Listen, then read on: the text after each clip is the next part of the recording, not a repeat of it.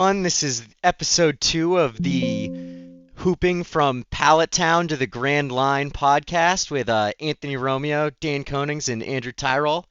How's everyone doing today? Living the dream, brother. Living the dream. Vibes are very high. Love to hear that. So, diving right in and kicking off, Andrew led us through a section of renovating the Gen 1 Pokemon gym leaders and giving them kind of a unique little twist. What do we got for episode 2, Andrew? All right, so we're entering into the Johto region here. Gen 1, I decided to give some love to the bugs. Restructured a little bit. Gen 2, we're going to keep it exactly the same. We're going to go ahead and restructure the bugs a little bit because it's fucking bullshit how they never put in the pokes that were brand new. Bugsy originally had a Metapod, a Beedrill, and a Scyther. And it's just like, why did we have 3 Gen 1 pokes when we have a fucking Heracross on the tree in the town? You know what I mean? Like, yeah, right. Great point. Like, why right next door to Heracross? Like, right next door. It literally would have blown everybody's mind. Like, Scyther was crazy to look at. Like, that was very intimidating. You got a Scyther on the second badge. And, like, the gauntlet of, like, Scyther with Bugsy using Fury Cutter to then roll out Miltank is, like, get fucked. Like, they're trying to put you through the gauntlet on badges 2 and 3, and I respect that. But I would have equally been, like, completely rattled if we had a Heracross as the ace for Bugsy. So yeah, if we popping onto the slide 2 for me. I don't even know if it's slide 2. I'm doing the first Pokeball for you. Oh yeah. All right, so we got a Ladybug. Nothing crazy, but we're only the second batch, so like throw in a Ladybug, and I'll explain why I didn't pick a certain poke, but I'm gonna wait till after Dan goes because I have a feeling he's gonna pick that poke. So whatever. Anyway, so little Ladybug, give me a little Comet Punch action, a little Bug Bite, something nice. You got the Flying Bug type still, so you get rid of the Scyther, but you still have a Ladybug. Second is a poke that you can get for free in the game, first of all. Secondly, nobody ever uses it because it's not that good, but it's a Shuckle. I mean, Shuckle is sick. There's no point in that Pokemon at all. You get him in Cianwood for free. They're like, do you want to take care of this fucking orphan Shuckle? And it's like, sure. And then you start using him and you're like, oh, he's so bad. So I thought that would be kind of cool. Whether he could also lead off, maybe throw out some Stealth Rocks, really fuck with you as a Bug Rock, cool dual typing. And then obviously, last but not least, right behind Kurt's house. You knew it was coming. Yeah, it was obviously prefaced. It's just like, okay, if Bugsy grew up in this town, if this is a true hometown hero story, right? Bugsy grew up in Azalea Town. She just fucking loved Bug. Also, is Bugsy a boy? I thought Bugsy was female. I thought he was a boy as well. But I think I looked it up one time, and I think it's a boy. Even though it could be. Right? Little boy, yeah. I was just going to say, I was going to comment on you chose the female Heracross to correspond with Bugsy, but maybe it's a different angle. Yeah. He's an ally. He's an ally, dude. Yeah, that's my bad that's my bad, Bugsy, throwing your name under the bus. But anyway, if Bugsy's a hometown hero of Azalea, it's like, why would you not have the best poke in town that is a dual type fighting bug? You could have this thing no fucking brick break if you wanted to. But it would just be, I think it would just make that second gym like so much cooler. And also then it corresponds with what I did in Gen 1, having Scyther as the ace there. So nice.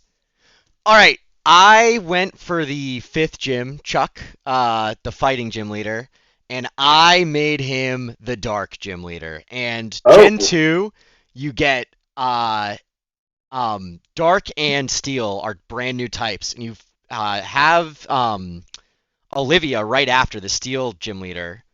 Or is it Jasmine?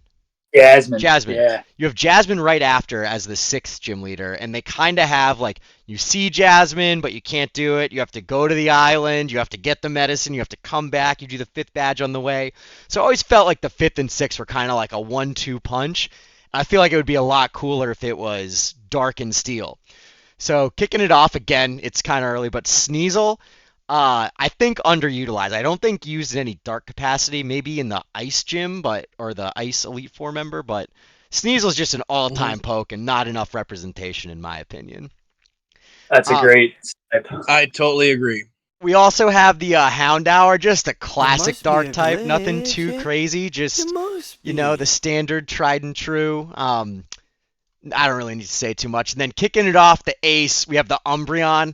I think Umbreon is sick, and I think at this point in the game, you start understanding, like, oh, Eevee has more evolutions than just the 3 stones. I think they're the 4th gym right before it is where there's, like, the Eevee little hut.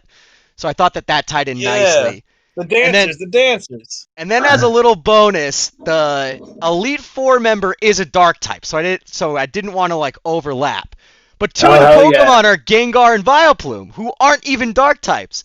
So I made Claire like a dark steel, and we throw in her the Scizor and Steelix, which I think would be a much cooler, flavorful Elite Four member. You're new, you get both typings, the new typings from the new gen. So that was my edits. Wow, that's fire, dude. I like combining the steel and dark. I was wondering where Murkrow was, though. I was like, the disrespect on Murkrow's name is fucked. I wanted to have Murkrow, but I didn't want to have too many. I had to have the Sneasel. I couldn't throw the Sneasel here. So I felt like this balanced. And then the Houndour doesn't, like, it doesn't overtrude the Houndoom from the Elite Four. You get the step up. Do you know guess what level Houndour evolves to Houndoom? Like 32. 34. 24. 24? Oh, wow. Yeah, dude. Imagine, like, they went the total opposite way. Like, you're like, oh, you have a Ponyta? Yeah, good luck. You got to go to level 40. And then they're like, oh, you have this, like, fire dark thing that turns into this, like, just look how sick Houndoom looks. They're like, yeah, 24 will be fine. Like, holy shit. That's wild. All right, let's see what Dan cooked up. So yeah, I think for me, the gym leader I decided to change was the ice gym, man. I think that it really is such a disappointment in my eyes, in certain sense of like a really cool gym challenge, if that makes sense, with the whole the ice slide. So I just kind of went straight on. This is what I got, kind of thing. I mean, you got really cool guys, and there's like you said, there's some ice Pokemon. In the original, he just has a Dugong and a Piloswine. Like, what are we doing here? So I think those are still 2 staples. But I mean, you obviously have, like Anthony said, a criminally underused Pokemon in Sneasel, where Sneasel isn't even on his team. Yeah, no, Sneasel's not on his team, dude, because you don't even get the chance to see him. Criminal. It's literally, it's unreal. Like, you would think, it's crazy how it does not have a Sneasel. And I think with the cave coming up after his gym, where you can catch these first 2 Pokemon that I added, it's just I don't know why he doesn't have a Sneasel and he doesn't have a Jinx. It's basically the 7th gym. I mean, Claire's coming up. You need a test. You need a test, and I think adding a Sneasel and a Jinx, a Dark Ice, and a Ice Psychic to his gym is just perfect. I mean, if you look, you get Ice, Dark, Psychic, Water, and Ground with this gym. It's an overall. He's a beast, you know. And I think that's the rework he needs. And I really don't understand why he doesn't, in the original, why doesn't he have at least one of them, right? Like, why doesn't he have a Jinx? Like, why doesn't he have a Sneasel? I just don't understand. 2 Pokemon, you have the Gen 1, they love the Gen 1s, right? You have 2 Gen 2s, you have 2 Gens. This is his gym. This should be the gym. Game Freak, you can can me my application and employment as soon as possible, because I don't know who back in when did the 2nd gen come out? 98, 2000. 98, yeah, some I right think it was around 90. there. Yeah, like mind me, I was 5 years old, but I think even 5-year-old me would like understood this was supposed to be the team, and I think our viewers and everyone will understand. Like it just if you know this gym, like this is perfect. Like this is it. You probably just caught the red Gyarados. You're super excited to bring him into the gym, and then you just have the Sneasel with that ice move. It's a problem, and I think he would be so much better if this was his team, and this was like my total like remake. Did I like that a lot? Except you forgot one Pokemon that would really make this team. I mean, are you talking Deli? Are we I'm talking Deli meats? Deli instead of the Jinx, I could see it. You Or ever Deli in imagine addition. Dova, dude? My concern was if I was going to make him like a lower like level in the like if he was a more of a third gym or fourth gym, Delibird would be in there. I was like going for more of No, a no, no. I'm challenge, just fucking with you. I This love team it. is perfect. but The Delibird was Delibird is there. I just like almost wanted. hilarious. Oh, dude! Imagine like if he was in like the third gym or something like that, and you just had the Delibird. You're like, what the fuck is that thing? As a 5-year-old, and he just keeps using present. Just You're like, fucking whoa. presents, dude. Yeah, dude, and you're just like you have no idea. Like your first playthrough, like you have no idea what Delibird's doing. Like I remember the first time I encountered one. You're like, what the fuck is this? Like, why does it just keep trying to heal me? I don't understand. But Dan, it's Dan, I have a problem though. Neither of us talked well, about you the don't steel like type. the shiny. Neither of us talked about the steel type because we both talked to each other before this, and we're like talking about Yeah. how we changed the steel gym, and then we both didn't do it. So I would have put in instead of the Shuckle if I had done that. I didn't want to steal the Thunder of Fortress in the steel gym. No, I almost I went didn't want to Scizor steal your. I didn't. Fortress. Yeah, Scissor Fortress I mean, Steelix. like, Steelix and Fortress is such a cool Pokemon. One of my favorite Gen 2 Pokemon. I didn't want to take your Thunder, so I just went Ice, beat the Ice thing. I But like that I think we all of our initial thought was like the Steel Dark, like the Gen 2 new types. Yeah. that's the thing. Like this was a gen. Like this is Heart Gold is one of my favorite. And with all these changes that we would make, like imagine if like Heart Gold had all these changes. Like imagine if Heart Gold where Jasmine does have the Fortress. Like if Bryce does have the Sneasel. If I think it's for such a good game, you could definitely make it better. I think they did. Remember when we ran through the Crystal Legacy that was it John Smith plays or Smith plays? Oh yeah. He did make some changes. I'm trying to remember if he changed the ice type at all. Like, but I can't find. Trying to find the guide. I have the doc here somewhere. Oh, there it is. All right, hold on. I've got this. I'm almost there. Gym leaders. So okay, dude, Rami, I'm gonna have to share this with you. In his change, all right, he fucking did exactly what I did, actually, but better. He did Pineco, Who is Ledian, this? and so there's this guy that does like he's been remaking the old games, and he calls them like Legacy. So he did a Yellow Legacy. Dan and I played through that, and then he did a Crystal Legacy. It's incredible. It's really really good. And he changed like some of the pokes, like kind of similar Smith to what we're plays. doing. So like, yeah, Smith plays. If you look it up, there's a whole Google Doc. I'll kind of talk through it while you find it, but it's just incredible for anyone that hasn't played it. But like Faulkner, oh here I can actually just fucking share it with you. Faulkner has like a Noctowl, like that just makes sense. Why would he not have a Noctowl? It's a new poke. And yeah, Bugsy, he didn't make the change on Bugsy though. He did do Pineco and Ledian, but he didn't do the Heracross. And then not much change in the third. Clefairy, Teddiursa, Miltank. The fourth gym, though, added Stantler, which is so sick. Let me put it in the Discord here so you can pull it up. Do I have it up? Oh, maybe. Yep, that's it. Like a pro. But I yeah, like it. fourth gym, look at that. you add Stantler, which is just like right outside of You have the Teddy Ursula Whitney, right? Normally it's just yeah, those like two. and that's a cool second gen poke, right? Yeah. I think Stantler, Ursaring is so underrated, especially with Ursaluna coming out in the newer gens. The Teddy Ursa line is so sick. Wait, so it changes based on what order you get it in? yeah, dude. So it made it because that really is kind of like how it should be. It's like if you wanted to challenge Jasmine, like you should be able to challenge Jasmine. But so he gave Skarmory, which we didn't even talk about either. No Fortress though. He saved that for the Elite Four. And then yeah, wait. Let's look at price. So fifth is exactly what Dan had, dude. Dan, you're a whiz. Yeah, dude. I mean, it's just how like that should be. That should be it. And I mean, the Cloyster.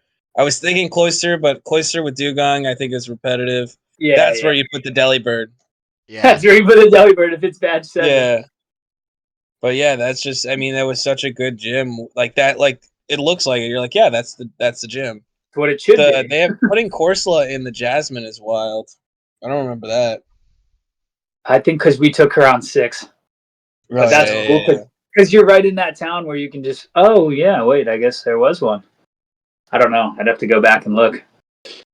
But yeah, dude, Pincer, if you took on Chuck for 7, that's crazy. What was Claire like again? I don't remember. I know. Didn't she have? I mean, I think it was just the Kingdra, right? The Kingdra's always Gyarados and Kingdra's Lapras, always too. gonna be Kingdra. And a Lapras, that's what it was. And if you go to the Elite Four, dude, if you scroll down to like wherever the Elite Four is, there's a little link on it. But the fucking champ has what do you call it? A fucking Zapdos, right? Or was that Gen 1? Yeah. No, yeah. Look at that, Magnet. dude. How cool is Damn. that? But that kind of goes into the manga. Like if you read the books, it was that Lance was like evil Got in it. the first set of books. Yeah, and Damn. so it's kind of cool that he did that, you know. Oh, that is sick. Good lord. Yeah, Lance. dude, you should play through it. We There's ripped it as a 18 Nuzlocke. people in this Google Doc right now. It's one of the. I'm telling you, it's one of the best ROMs I've ever played. We'll have to Because that check game out. itself is just awesome, but he revamped it and gave usage to like the new pokes that like you can't play in the original games. Like you can't get a Slugma during the playthrough at all. So it's like, why did you even give us a Slugma? You can't get it till whatever, like right before the Elite Four, yeah. Yeah, well, I think even after that, I don't even know. I gotta look that up. I don't even know where you can get. Well, also, I think one of the best parts of this ROM too was like, hey, added some Gen 8 Pokemon to it too. So like, you could, I think I had like Hydrapple and Ursaluna and shit. You can't get a Slugma until Route 16, 17, 18, which I can't figure out where that is on the map, but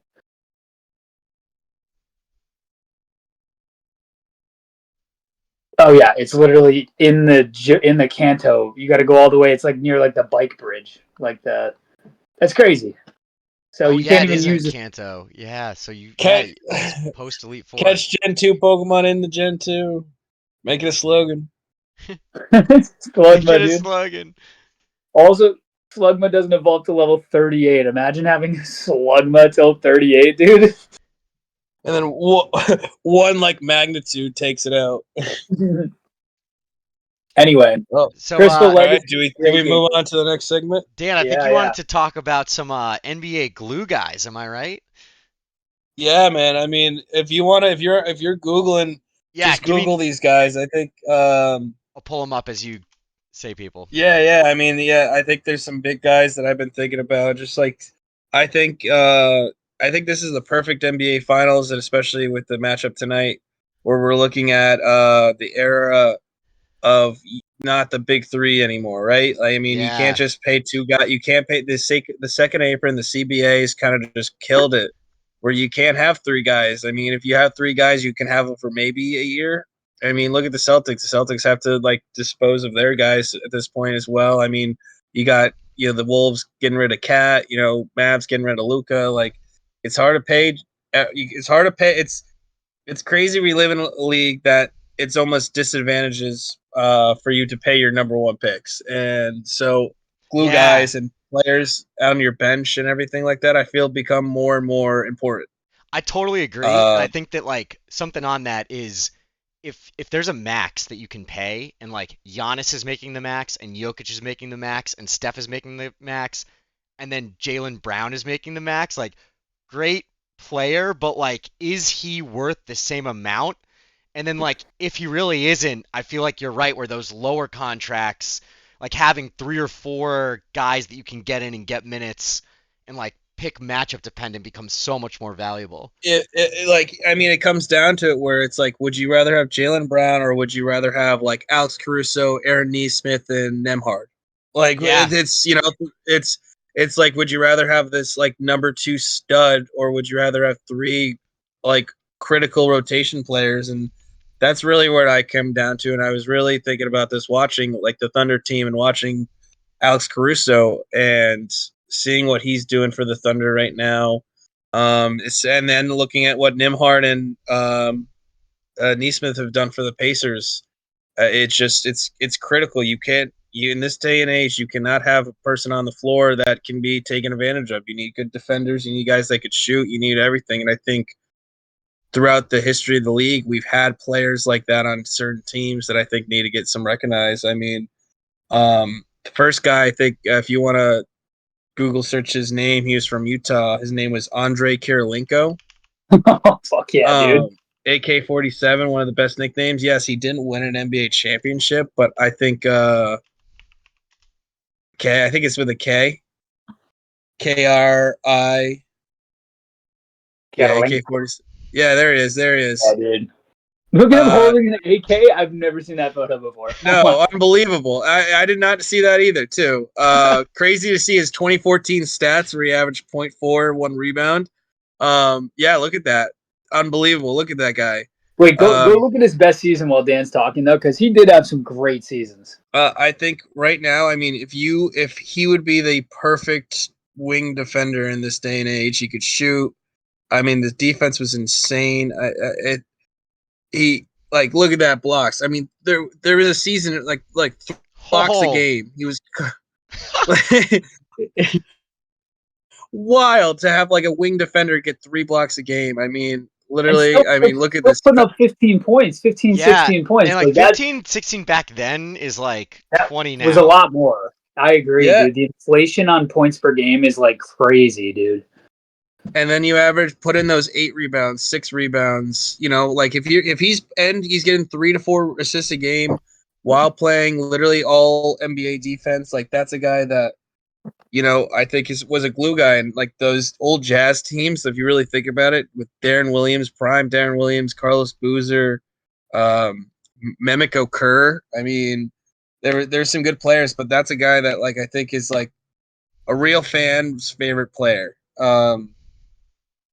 Another guy, but if you put him on a good team, I think another guy that really needs some attention as well. It's kind of funny. I think we could talk about a guy named James Posey, who was part of a championship team. Multiple, I think he was part of the Celtics and the Heat runs. A guy that, you know, could play, you know, the 2, 3, and 4 sometimes. I mean, in this day and age, he probably was more of a 2-3, but I mean, I feel like in this day and age, a lot of those 3s are playing 4s now. James Posey was an incredible shooter. Just did what he needed to do and was a critical part of some big championship teams. I mean, he was legit. Basically 40% in 2005, 2006 from 3. Yeah, I mean, he never was like, again, he was never gonna, you know, if he was starting on your team, he was coming off the bench wherever he needs. Like, your team was better with James Posey. Like, it was never you. Like, if you stepped on the court and you're like James Posey's there, you're like, all right, bet. Like, this is good. Like, this is a great player, a glue guy that like you don't win a championship without James Posey. And I think Shaquille O'Neal even literally talked about that on that Heat team of shit done. And Did he got some 2 defensive player of the year? That's saying he got votes. top 10 and 13th in voting, which is still crazy. I didn't think he was like this guy was like, down like that. Yeah, and like again, it's in this like he was playing modern basketball back then, and imagine if that guy was allowed to shoot 3s the way some people are. I mean, look at those attempts. Like I think there's a big thing of attempts of 2 a game, 4 a game, like 4 games is max. Like that's crazy. Like in this day and age, he'd be shooting by probably like 5 to 6, and probably probably making what 40% of them, 30% of them. Yeah, it's 4.3. Looks like where he capped out at. And that's just it's in this day and age, James Posey would be so much better. At least statistics wise. I mean, he's still a great player, but I think he would be able to get more shine. This is he put up 4.3 points a game at 40% and only had 7.2 points. That had to have been it. It must have been exclusively threes.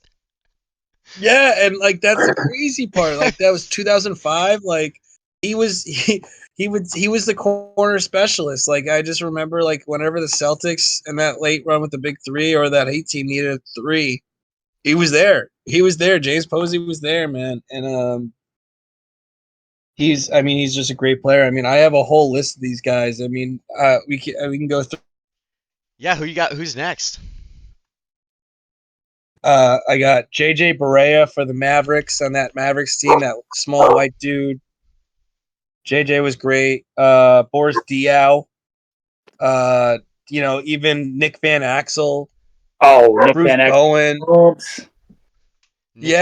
Bruce Bowen. Yeah, look up Nick Van Axel. It's a guy that I think a lot of these guys are now coaches, which is wild, or at some level. Yeah, and I think it. Yeah, I mean, look at JJ. I mean, JJ Barea, like that finals run with the Mavericks. What he's doing is like this is like he was the TJ McConnell of that team, and that's what Rick Carl's using him like of just like a point guard. Nick Van Axel, I mean, he was so good. It must be sick being like a one-time All-Star like that. Like I made it. Like I was a fringe guy, but I got in. For the Lakers, exactly. Like, yeah, and like that was the thing. Like these were all great players. Like Nick Van Axel was a fucking All-Star, and he was a player that helped winning basketball teams. And it just comes down to it. I think the NBA, especially now, it's just getting more modern, and more modern means you just have to have probably eight to maybe 7 to 8 guys, 9 guys that all can shoot, defend. Like you need to have guys like Nick Van Axel on your team. I mean, 14 points a game, 6.5 assists, on 40. Like that's decent, man. I mean, it's great. I think to your point about like having a deeper bench, like when you look at even the Pacers, like their minutes per game just in the playoffs. I'm not even looking at the regular season, but it's like their highest is obviously Halliburton at 35. Yeah, he hasn't played 40 minutes in a game. It's out of 48 minutes. I mean, that's really not playing a lot. That 13 minutes sitting on the bench. And I remember watching when we were sweating out of bed, and he's sitting on the bench, and it's a close game, and he sat on the bench to start the fourth quarter until 7 minutes and 2 seconds left. And I was sitting there like, what do they do? Like, it's like they're down by like 2, but their bench is so good that they're like TJ McConnell, Ben Shepherd is like in there getting minutes. Like, what the fuck? Ben Shepherd. McConnell had like 5 steals the other night. Oh, dude, like, he was jumping up, 2-hand stealing. It was insane. But then like Obi Toppin revived his career. Like New York almost was the death of him. And then he just gets here and he's just like, like averaging 9.2 in only 18 minutes. That's crazy. But I feel like their minutes are, if you look game by game, like it really is an average, because I think it's like they play who's hot. So if Obi Toppin's fucking 4 for 5 from 3, he's going to play 29, 35 minutes. Like, but if he's like playing average, he's going to play like 7, 8 minutes, and Benedict Mathurin is going to play 30 minutes. Like they kind of rotate based on whoever's hot. And it's like, you have to be so deep to be able to do that. Even fucking Thomas Bryant still averages 9.2 minutes, and he's 1, 2, 3, 4, 5, 6, 7, 8, 9, 10, 11th man down on the bench. That's crazy. It speaks, like I said, it's just like in these players that I'm talking about are like those, like the Pacers are just full of guys that are unafraid to shoot and unafraid to take the moment, and they're winning basketball players. Like all of them do, kind of the same thing a little bit. Each have a little bit of specialty, but all of them kind of know what they're supposed to do and have like free range in their roles, like where you have a guy like Obi Toppin who, he's not the best 3-pointer. So you're like, hey, Obi, like let's run every time, like run up and down the court, if you get a wide open standstill shot three, take it. They're going to give it to you, and he's having the confidence to shoot it. And we see in this league, sometimes players just don't have the confidence to shoot. And I think in the modern NBA, like a guy that really exemplifies that as well, other than Alex Caruso, is like Derek White from the Celtics. You saw the Knicks kind of like exploit it a little bit, where he was so good on those passive shots where he took the threes he wanted to take, and the Knicks kind of forced him to take shots he wasn't comfortable in taking and kind of threw him off. But I think the league's had histories of guys that have just know their roles. Like Sean Livingston on those Warriors teams, like knew exactly what he needed to do when he got in the game and dominated those minutes. If you could, I think there was a in-game thing where they had Halliburton mic'd up, and he didn't talk about like winning the quarter. He was talking about winning the 5 minutes. Let's win this 5 minutes. And it's getting so minute and it's getting so mistake free where it's like, hey, that 5 minutes, like what the Pacers do in 5 minutes, and what a lot of teams should be able to do in this modern NBA is do a lot. Hey, you can come back from 10. If you could take a 20-point lead and then in 5 minutes shave that down to 13 going into the half, like that's massive. And if you can give your chance to win, like if you can get it, if you give this Pacers team a chance to win, they're gonna take it and win it, and that's what we're showing. We're seeing it. When you were saying Celtics and you said Derek White, I thought you were gonna say Drew Holiday, because I think he's a pretty good glue guy as well. And oh yeah, I think one thing that's interesting too is like for so long with the way the NBA was set up and there being dynasties, right? Like you have Warriors, Cavs for so long. It's kind of like people that have been in the finals, those teams would try to like acquire some of these like glue guy role position players to get them finals experience. They'd like get to the finals and then like get traded off. I feel like now the next couple of years, like the OKC core, the Pacers core, the Celtics core, the Heat core, Denver core, Bucks core, like a lot of the Suns player, I guess maybe the Suns have traded a lot, but there's going to be so many people that have been there and like had a finals run. Yeah, that's valid. But I think it's just like ever changing. This kind of leads us right into the big fucking change that happened in the NBA yesterday. Yeah. You want to talk about...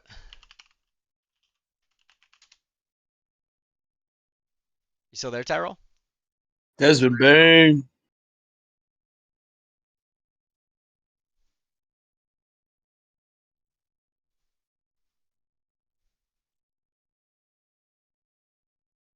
I got the notes pulled up. Yeah. I can hear you now. Hold on one sec. How about now? Yep, we can hear you now. We can hear you. All right. Think I'm just... There it is. There we go. Take it away. Sweet, all right. We're back. Take it away. Boys, I have to take a piss or I'm going to piss myself. I'll be right back. I'm listening. Word. So I shared the doc. Anyway, so the Desmond Bain trade. So big for so many reasons, but obviously the big one is the 3-point shooting. So if you look at the Magic, they last season were 31% from three, which is the league worst. To be fair, the highest was 38%. So it's not like a huge margin gap. But when you look at how many are made per game, it's 14.2 was the Bucks, and the Magic were only 11.2. So I mean, it's a whole 3 threes per game, and that's pretty much what Desmond Bain provides. He hit 2.6 3 points per game. So it pretty much pulls them back up to potentially be not necessarily that's not the highest and the most made, but the Bucks have the highest percentage. The highest and most made is the Celtics. Obviously, they fucking chuck. So they made 17.8 per game out of 48 attempted, which is insane.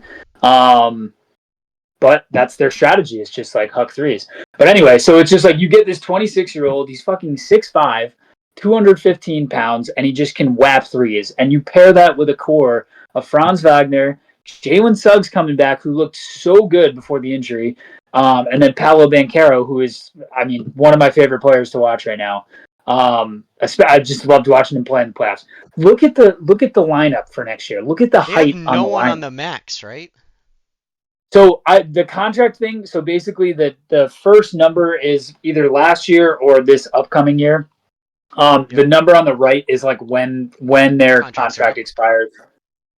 Yeah, so Jalen Suggs made $9 million last year, but they must have signed an extension, so he's set to make Yeah, 35. he took the rookie max. Yeah, so Pablo on 35, and 12 then mil is crazy. isn't that insane, dude? But and he's got an extension. He can do 19 mil, but it's probably a contract extension where he can re-sign and he'll get the max for sure. But my point of this whole graphic is like this core is they're together at least for the next. I mean, I assume Paolo is going to re-sign in 26, 27 for like a max. So like they're together through 28, 29 at least with Jalen Suggs and Franz Wagner. So it's like it's a good squad. I don't think it's complete. Like I don't. Wendell Carter is solid. Jonathan Isaac's solid. I don't know if those are the guys that are gonna like you need a big bruising big with this group because like I mean Paolo can bang with the best of them, but like he would prefer to be outside. You know, he's big enough. Like, he's 6'10", but he's not like a big. And I feel like Wendell Carter Jr. same thing. Like he's kind of tall and skinny and like he can bang a little bit, but like he can also get beat up. So like I feel like they're missing like a big. And they do have Mo Wagner as well, who's a little more like of a bruiser. But you just look at the height of the lineup; it's ridiculous. It's 6'5", Yeah. 6'5", and then you 6'10". 6'10". The It's insane. trees. It's just insane, dude. And they can all stretch. Yeah, Lang. Yeah, they can all stretch. They can all dribble. They're all playmakers. And now you add Desmond Bane. Like Jalen Suggs was shooting very well last year. I don't actually know his percentage off the top of my head, but he was shooting well. And then Franz was shooting all right. Paolo prefers to be mid range and drive, you know. But it's like now you add that Desmond Bane 3-and-D PJ Tucker esque type shit, but better. You know, I mean, I just think that like it really is a perfect fit. The trade itself is kind of insane. I mean, they gave up 4 first round picks and a first round swap. And then I think the reason they had to throw in so many picks is because KCP's contract was ridiculous, I think. Yeah, they overpaid for him. And he's done absolutely nothing. Yeah, his contract is a 3-year, 66 mil. So 22 mil a year. I mean, that's just crazy. So anyway, they had to give up a lot of picks, but I do think when you look at like win now mode, it's like I think that they could. I mean, could they win the East next year? Like, is this a way too early prediction that like the Orlando Magic win the Eastern Conference Finals next year? I mean, if I'm the Celtics aren't playing Tatum, so the Celtics are out of it. If the Pacers are, I mean, you got to think the Pacers, but like the Pacers are probably going to have to lose some of their players to, you know, just free agency. It's not a bad take. I think the Magic are going to take that step, man. I mean, I think they're the Magic are good. Indiana's looking. Indiana's, we'll see. Again, I think in the East, it all depends on. I know it doesn't all depend. I think Giannis is a big part of like the East next year and where he goes. And like if the Knicks figure out their coaching stuff, obviously. But yeah, man, I think the Magic are a really interesting team and a team that like could definitely wreak some fucking havoc, dude. Yeah, Paulo Banchero might be a bigger Carmelo Anthony with like less shot making but more playmaking ability, which is crazy. Yeah, dude, he's sick. But yeah, When crazy, you look at the Pacers, it looks like the only player that maybe will re-sign with them because he's been a for-lifer is Miles Turner. It looks like he's the only one that's up for a new contract out of like the main players. Everybody else is signed to 26, 27 at least. So that's pretty crazy. That's pretty crazy. So they're back as well, but I just feel like you look at that Pacers team. I mean the Magic team. They're just that lineup is sick. I mean how much fun would you have playing with that team on 2K? Yeah. Like I would have a lot of fun. I draft Pop. Like I know when you do a 2K draft, you literally can't draft Paulo and Franz Wagner together because they're both like one of them. You're not going to get both of them, and probably not Desmond Bane or Jalen Suggs either. I always think, yeah. There. Oh. Are we ready? Are we ready to go to One Piece? I think we're ready. All right. So, throughout the series, you get introduced to a couple key characters. Let me switch to the One Piece view I got. So this is chapter 100, and it's kind of after Luffy is, I don't know if you remember, he's like on the guillotine. Buggy's gonna get him. There's a lightning bolt that kind of saves him, and then there's this guy, you who the government's after your head. The world government is waiting for an answer. Why are you helping that guy, Dragon? What reason would I have to get in the way of another man's voyage? And you kind of get this mystery of this person entwined with the world government. And then you have Mihawk, who is a warlord who's tied with the world government. You get Crocodile, who's a warlord who's tied with the world government. Um, and then you have this chapter 233. And this is right after Luffy socks Bellamy with the like stoic punch. And earlier you have the discussion with who now you know is Blackbeard, and they're sitting down and it's like, we won that fight even though we didn't punch, and it was with Bellamy's crew and Luffy didn't need to punch. That was a moment where someone needed like a sockin'. And so we get here and we get the Sacred Land Marijois. Now that just already, the Sacred Land, that seems like divine and like interesting. What? Red Hair Shanks. Yes, strange movements are afoot, though he hasn't made any move himself. Yes, he has sent out envoys, but any contact between Whitebeard and Shanks would be catastrophic. So you're starting to get these players. We know that Ace is part of Whitebeard's crew. We know Shanks is Luffy's role model. And in the Sacred Land Marijois, and this is kind of representative of world government, they all wear that cloak. It says justice on the back in Japanese characters in this world government area. Then we get this panel, and it's a full pager, and we know that the full pagers are important. And we have the text from everyone, which is important and cool dialogue, but this box never lies. This is true facts from the narrator. The 5 elders, supreme leaders of the world government. So in Japanese, I think I talked last time about, or maybe I have, the Shishibukai are known as the 7 warlords. And it's like, Shichi is 7, Bukai ends up translating to warlords. The 5 elder stars are the Gorosei, as you might hear people refer to them. And that just means the 5 elders. It's like a more literal Japanese translation. But you look at these people, and we have a full screen, and we're in the Sacred Land of Marijois. And I'm looking at these people, and I don't know how well you know your world history, but they're kind of representative of a lot of world leaders. So kind of going through, we've got, do we get the names here? We don't have the names of these people here, but we have someone who looks very similar to Karl Marx. We have someone who looks representative to Abraham Lincoln. I don't know who this person is. I think he's part of the Ming Dynasty in China. This guy Gorbachev is a big player in Soviet Russia during the Cold War, kind of right after the Cold War was winding down. And then we've got Gandhi. And now Abraham Lincoln is a very positive, well-received person in history. Like, I think all of us would agree. This guy Gorbachev was actually, I just did some research about him. Sorry. He was a great dude too, because like the Cold War, everything was ramping up and it was this big kind of arms race, and he was kind of the person that kind of helped put a kibosh on it and de-stem it. So very well received. I think Gandhi is I don't exactly know what Gandhi does. I just know that he is the gold standard of like being a good person and being like a good leader.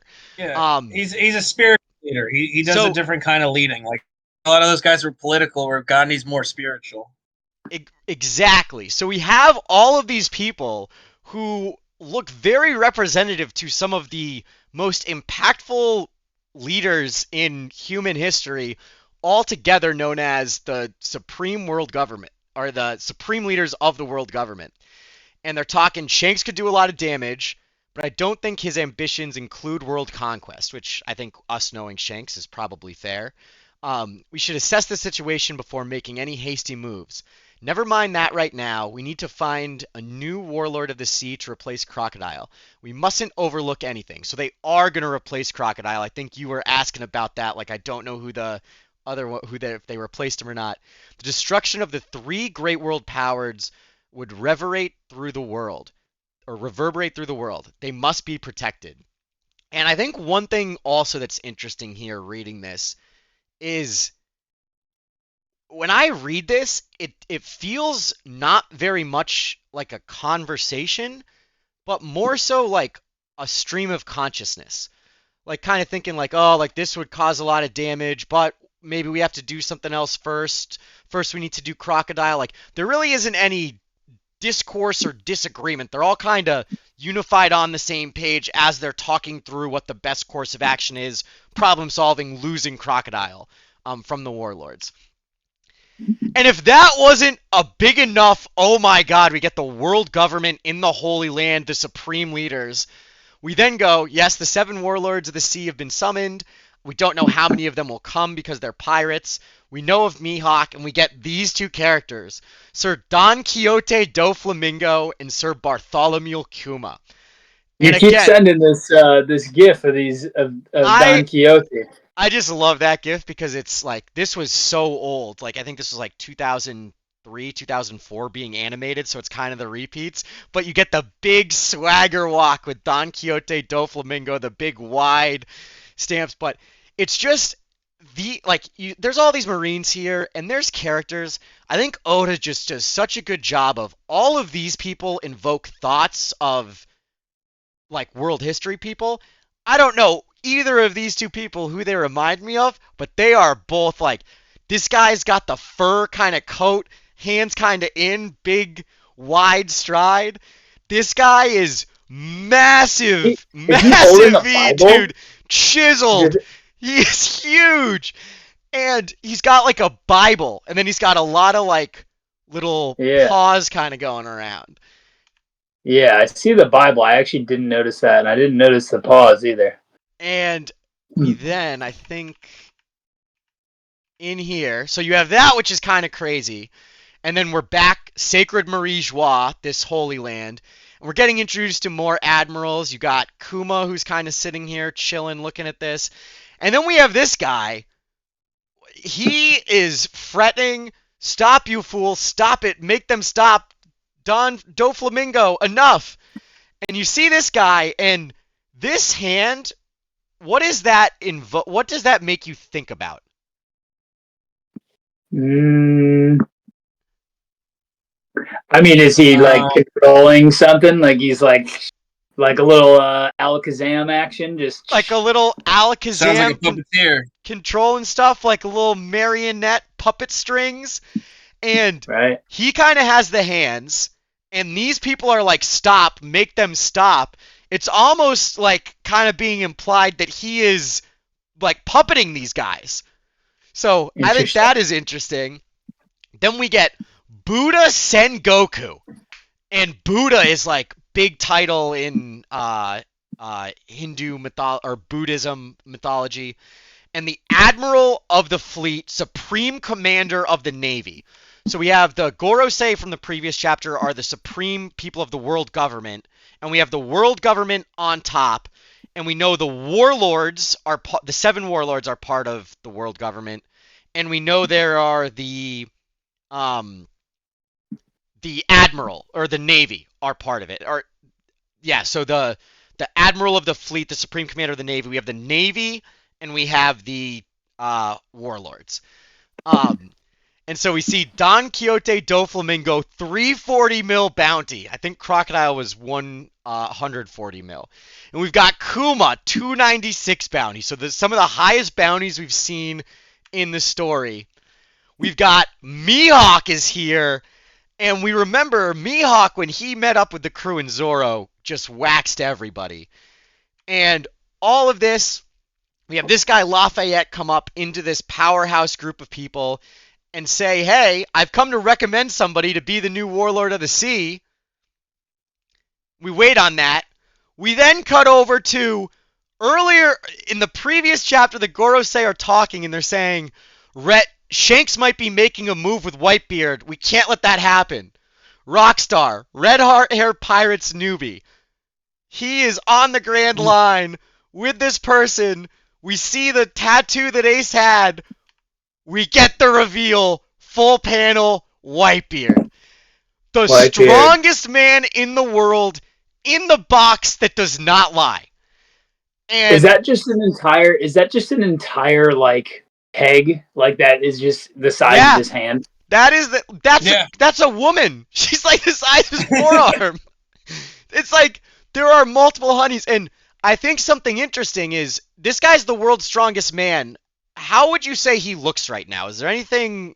Yeah, he got fucked up, and then now was that So is he fucked up, or does this just look like IVs? Like he's kind of old. He looks like an old. It looks like he got fucked up, and I thought that it had kind of like He does alluded to scars. The Gold D. Roger. Okay, yeah, I like where your head's going. Strongest man allusion to Gold D. Roger. We get on the Winter Island. I'll go set sail. The government's gonna stop us. So he's wants to have good booze for Whitebeard, but he's making a move for Whitebeard. And then we cut back, so we have Lafayette up talking about the Blackbeard pirates. And we talked about him last time. I didn't ever say he was Blackbeard. I did all the drawing of we're looking for this guy. But who do we have here? Marshall D. Teach, Blackbeard, captain of the Blackbeard Pirates. I don't know if you remember when we were talking about Drum Island with their Chopper and Dalton, and Dalton says there were 4 pirates that came and took over, or just 5 pirates. We got 1, 2, 3, 4, and then Lafayette up in Marie Joie is 5. And also, how the fuck does this guy get up here? Like, these guys are world government affiliates? This guy's a pirate making a bid, and he's in the sacred Holy Land. So, how'd he get there? I just wanted to go over those 2 chapters because I think that there is just so much crazy, impactful, full panel. We had the full panel of the Gorosei. Like, it is just a lot going on. It just feels like we're at the precipice of a lot that's about to unfold, and it feels like maybe are Blackbeard pirates about to come after Luffy because he's saying, I need to go back to that full frame. Blackbeard. It looked like he said like I need a head that's worth 100. Yep. No, you're right. That might be the next. I'm looking for a head worth 100 million. Hot. Yeah. I've got to make a reputation. So that feels like it's like, okay, Luffy just beat Crocodile. He was close to 100, right? But is he worth 100 now? I think he was 30 and now he's 100. Yeah. So I just feel like it's like foreshadowing of like, all right, we're gonna see Blackbeard pirates go after him, and maybe we'll see Shanks reunite. We know the other person that's Ace is Luffy's brother looking for Blackbeard because Blackbeard murdered one of his crewmates. Right. So we may have like a Shanks Ace Luffy combo, destroy the Blackbeard pirates. And I know you've read a little bit beyond this, and it's kind of the flow of One Piece. You've watched Solar Opposites, right? Yeah, I watched the first season. So know the wall in the first season?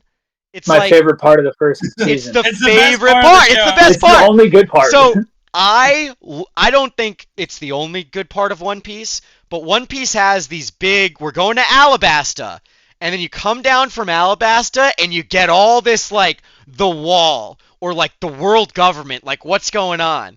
And then you go and you've already kind of read the name of it, so you've got like Skypiea coming up. And then at the end of Skypiea, there might be some more like, oh, like what's going on again? And the kind of general flow is like you have Arlong Park, and then at the end of Arlong Park, you get, oh, who's this guy like Dragon, like has a bounty from the world government.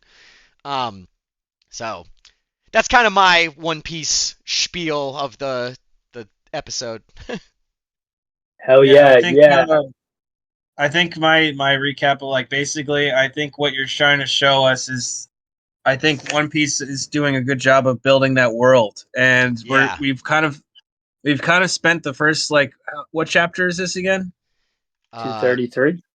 234, yeah.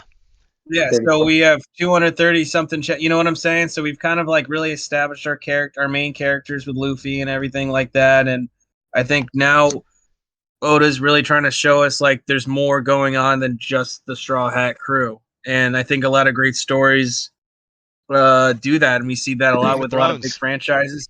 Yeah, Game of Thrones. You see it with Star Wars. You see it. I mean, you see it to the point of like when you have such a big world and you have such big characters, right? You have these savior characters like Luffy and whatever, and like you have these big government things. Like things are going on around the world that are affecting it almost more than the main character is. Like all the stuff like the warlords, like.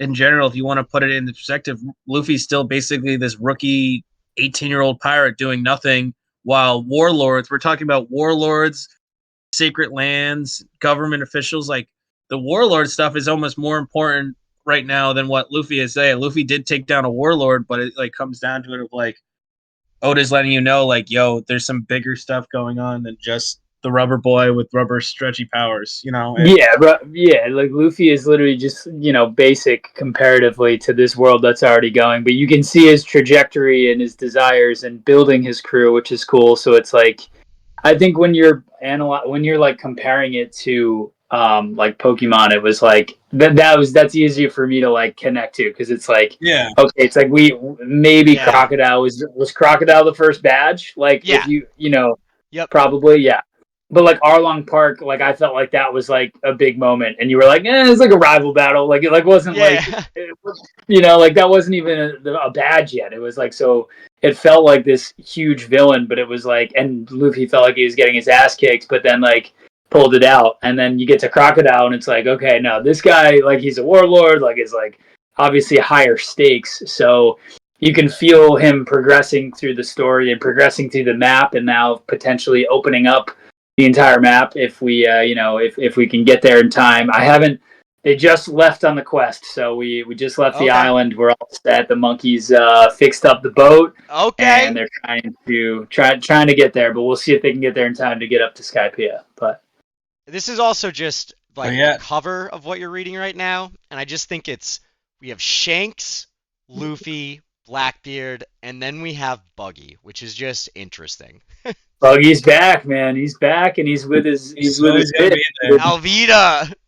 Yeah, the dude. slip fruit. The weight just slipped right off. Now, dude. Yeah, she's the smoke now.